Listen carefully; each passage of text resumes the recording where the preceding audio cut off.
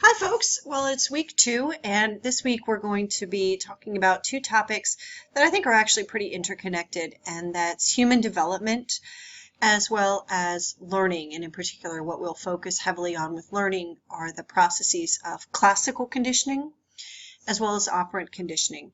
And these processes really have a major impact on our life, but often we don't even realize that they're happening. Now, before I get into what we'll be doing for next week, I do want to say that I think folks have done a really nice job in the first week. It's been really a pleasure to read the thoughtful contributions that you have made on the discussion board. Really nice job with the methods wiki. Great job collaborating to get those completed. And I've also seen some pretty thoughtful comments on the UPR wiki as well, on individualism and collectivism. All right, so in this coming week, we're going to be focusing on these two topics, but also keep in mind that you have your first assignment for the Walk in Their Shoes project. And so I'll go ahead and focus on that first. All right, so we're now in the project information, just to talk about the Walk in Their Shoes project briefly. You've already chosen your topic, and if you haven't started the research yet, you'll want to pull up this document right here. And this lists a number of, I think, worthwhile sources, blogs, some chat rooms for the different options for the Walk in Their Shoes project. You can certainly also search on YouTube for videos. Often people who are dealing with a particular mental health condition will create their own video detailing their experiences. And if you haven't yet, definitely look at the overall guidelines for the paper. And then your task for this week is to put together your notes. And so to make sure you know what the notes need to have, you can open up this checklist right here. So in your notes and in your paper, you are expected to provide a number of examples and anecdotes about this particular condition. So absolutely, you're expected to get the rather dry, what I call textbook type information that just lists symptoms. So for example, if you were working on schizophrenia, you might list that somebody has problems with social interaction, cognitive control, hallucinations, delusions.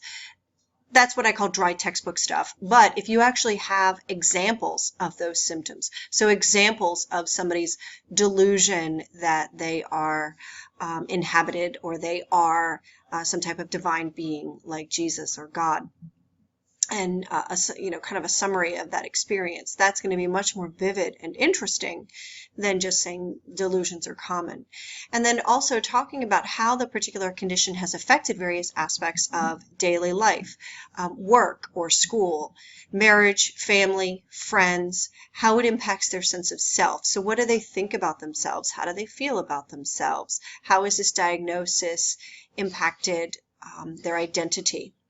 And then also, it's to be expected that you might list some key types of therapy, but then also really think and include in the paper or in the notes how people are experiencing the therapy. What are some challenges that they have faced, or what are some successes that they have experienced? And these are some additional topics that sometimes students include because they are relevant and worthwhile, but these are the areas that you really want to make sure that you include in the notes. And then I've also provided you with a set of sample notes. So these are notes that I took imagining that I was doing the paper on borderline personality disorder. And so I start off with just some textbook type of notes, and then here I get into the examples and the anecdotes. And at this point, I've just really copied and pasted.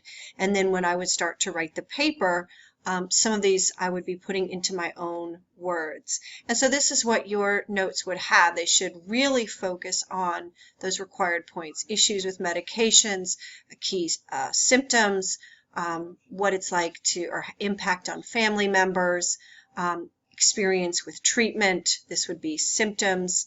So you can see I've tried to hit upon the key aspects of the condition by bringing out examples from a person's experience. Again, both of those documents can be found right here, and you will be submitting these at the end of the week. So going back to those week 2 learning materials to see where you will be submitting the notes, you'll scroll down here. I have those same 2 documents present right here, the sample notes and the checklist.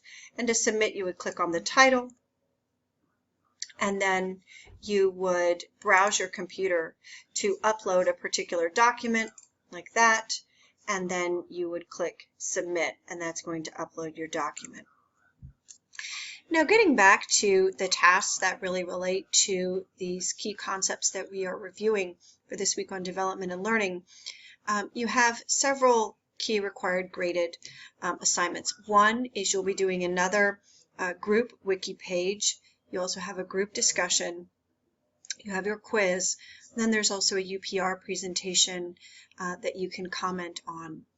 So with regards to the group discussion, what you'll be doing is reflecting on best practices in marriage or parenting, and really what makes you a good spouse often makes you an effective and good parent as well.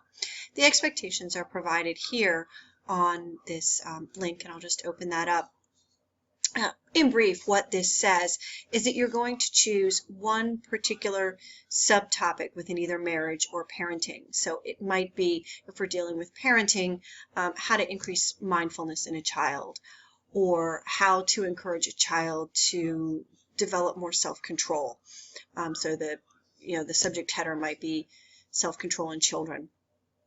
And then you would detail in your post some of the information that you got from either a reading that I provided to you in the marriage and parenting readings right here, or if you're really interested in a particular topic, you can find your own readings. So I provided a number of readings related to marriage, as well as a number of readings that relate to effective parenting. So you can choose one of these topics or develop one of your own.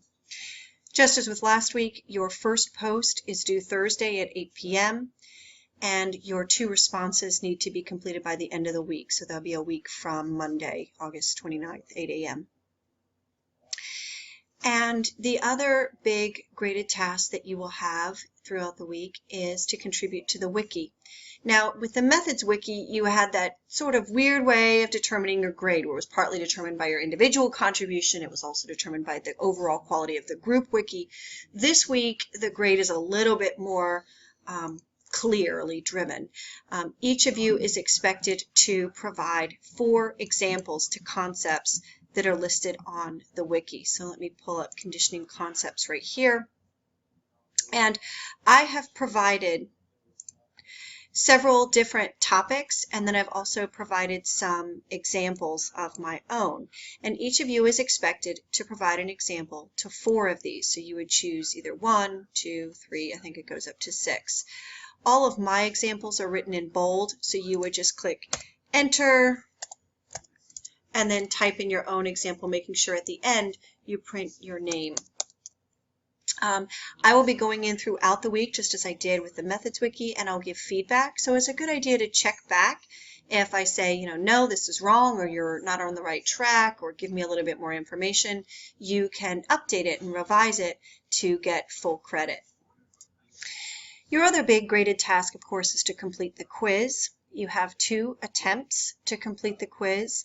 After the first attempt, I encourage you to look at the feedback, see the areas where you missed questions, and then go back a little bit later after you've had time to figure out how to improve, and go ahead and take it the second time.